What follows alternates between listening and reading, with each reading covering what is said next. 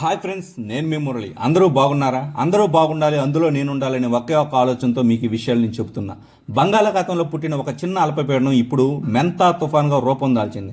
సముద్రంలో వేడి పెరగడం వల్ల ఆ గాలి తిరుగుతూ శక్తిని పొందింది. ఇప్పుడు అది తీరం వైపు వస్తుంది. రేపటి నుంచి అనగా 27వ తారీఖు నుంచి 29వ తారీఖు వరకు భారీ వర్షాలు, బలమైన గాలులు వీచే అవకాశం ఉంది. ఇలాంటి సమయంలో మనం చేసే చిన్న జాగ్రత్త పెద్ద నష్టం నుంచి తప్పించగలదు.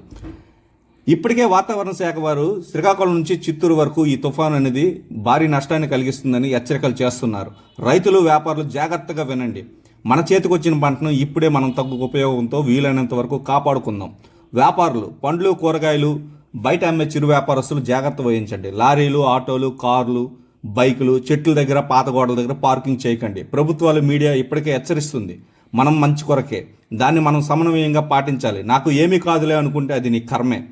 తుఫాను శక్తివంతమైనది, కానీ దానికంటే మన ఐక్యత చాలా బలమైనది. మన పంట, మన ప్రాణం, మన వ్యాపారం, మన భవిష్యత్తు. కాబట్టి మనము సురక్షితంగా ఉందాం. తెలియని వారికి తెలియజేసి ఈ సమాచారం అందజేయండి. నా కంటెంట్ కానీ మీకు నచ్చితే లైక్, షేర్, సబ్స్క్రైబ్ చేయండి. బాయ్.